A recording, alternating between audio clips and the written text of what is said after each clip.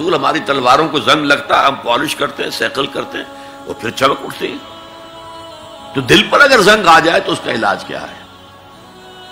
دو چیزیں فرمائی، کثرت و ذکر الموت و تلاوت القرآن. دو کام کرو کثرت سے، موت کو یاد رکھو، یہاں رہنا نہیں ہے، جانا ہے. یہ ہمارا گھر نہیں ہے، یہ ہماری منزل نہیں ہے.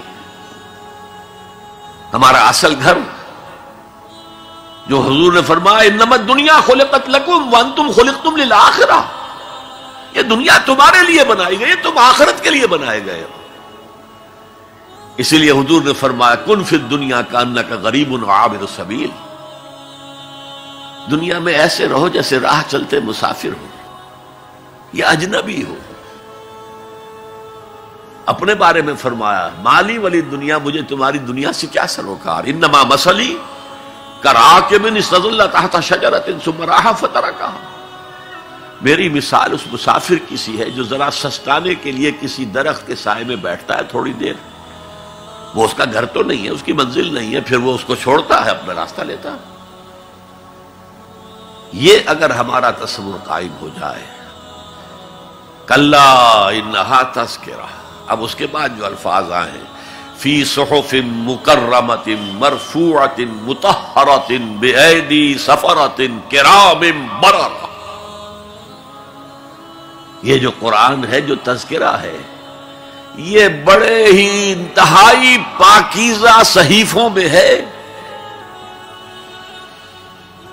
فی صحف مکرمۃ، بڑے باعزت، مرفوعۃ مطہرۃ، مرفوع بلند اور انتہائی پاک. بے ایدی سفرۃ، یہ کن کے ہاتھوں میں ہے؟ لکھنے والے وہ فرشتے. بے ایدی سفرۃ کرام بررہ، جو نہایت باعزت ہیں، بہت وفادار ہیں اللہ کے. یعنی اصل قرآن کہاں ہے؟ لوح محفوظ میں ہے. اصل قرآن کہاں ہے؟ ابھی اگلی اب جو پڑھیں گے ہم، کتاب مکنون، چھپی ہوئی کتاب کے اندر ہے. اصل قرآن کہاں ہے؟ وَإِنَّهَا لَفِي أُمِّ الْكِتَابِ لَدَيْنَا لَعَلِيٌّ عَظِيمٌ، یہ تو اس ام الکتاب میں جو ہمارے پاس ہے، بہت بلند ہے اور بہت عظمت والا ہے. یہ 6 آیتیں ہو گئی. اب آئیے 8 آیتیں جو آپ نے سنی، بہت خوبصورت قرات تھی ماشاءاللہ.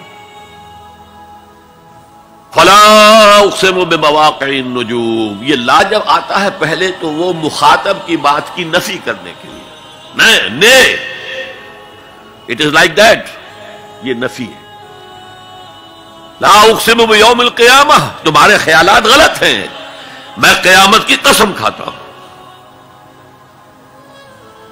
تو فرمایا فلا اقسم بمواقع النجوم. وقع یقع کے کیا معنی ہے؟ اور یہ سورت کون سی؟ واقعہ. اذا وقعت الواقعہ، وقع گر جانا، پڑ جانا، یہ ستاروں کے ڈوبنے کی جگہ ہے. فلا اقسم بمواقع النجوم وانه لقسم لو تعلمون عظیم. اور اگر تم جانو تو یہ بہت بڑی قسم ہے جو ہم نے کھائی ہے. اس وقت کا انسان کیا سمجھتا کہ ستارے کہاں جاتے ہیں، کہاں غروب ہوتے ہیں، کہاں گرتے ہیں؟ آج ہمیں معلوم ہے. سورہ حامیم سجدہ میں جو کہا گیا ہے سنریہم آیاتنا فی الآفاق وفی انفسہم حتی یتبین لہم انہ الحق، ہم انہیں اپنی نشانیاں دکھائیں گے آفاق و انفس میں، یہاں تک کہ یہ بات واضح ہو جائے گی کہ قرآن حق ہے. آج ہمیں معلوم ہے خلا میں بلیک ہولز ہیں، اور یہ بلیک ہولز بڑے بڑے ستاروں کے پچکنے سے، پچک جانے سے پیدا ہوئے. اور جب وہ بڑے ستارے پچکتے ہیں، جو خلا پیدا ہوتا ہے، ویکوم، اس میں بڑی طاقت ہوتی ہے. اس کے پاس سے کوئی سیارہ، کوئی ستارہ گزر جائے اسے کھینچ لیتا ہے قبر کے اندر. یہ بلیک ہولز کا تصور. اسی لیے اللہ نے اس وقت کے لوگوں کے لیے کیا کہا؟